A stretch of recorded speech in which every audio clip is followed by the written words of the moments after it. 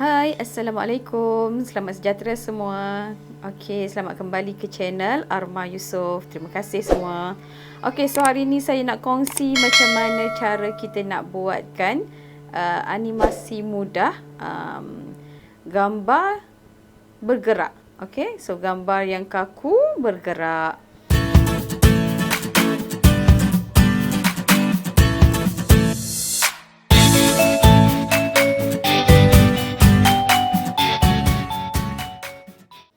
Okey, so macam biasa, klik pada butang tambah untuk mula.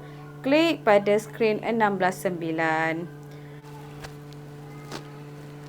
Okey, so kita klik pada image.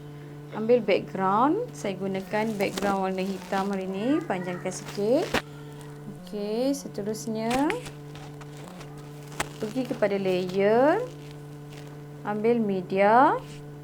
Okey, dan cari gambar yang kita nak masukkan. So, hari ni saya nak masukkan gambar meteoroid. Okey, so saya kecilkan sikit.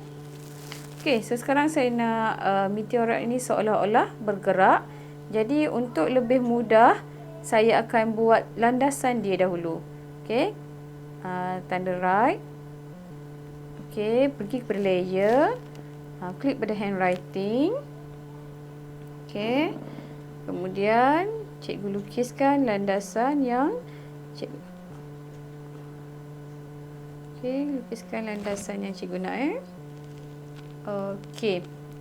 So, kalau landasan tu cikgu nampak macam tak smooth, cikgu nak tukar, nak buat straight line ke, cikgu boleh tukar dekat pen ni. Okey, kat sini dia ada straight line, dia ada pen, dia ada brush. Okey. Okey, kalau katalah cikgu nak back balik, boleh tekan back kat sini. Okey, back. Okey, ni forward balik. Okey, seterusnya sekarang ni kita nak gerakkan kita punya meteoroid. Okey, so klik pada gambar meteoroid. Klik pada meteoroid kat bawah ni. Okey, bawa dia ke garisan permulaan. Okey, klik pada butang kunci. Okey. Kemudian gerakkan dia sikit ke depan. Gerakkan juga meteoroid kita. Gerak lagi ke depan. Meteoroid gerak lagi. Gerak lagi yang bawah ke depan. Meteoroid pun gerak lagi. Okey, so cikgu ulang step ni sampailah dia sampai ke garisan penamat. Okey. Ada yang tanya, cikgu boleh tak kita nak buat gerak laju je terus? Boleh, cuma takut nampak tak smooth kan pergerakan dia. Okey. Okey, so sekarang kita tengok hasil dia. Klik pada tanda right. Okey, bawa ke depan semula. Okey.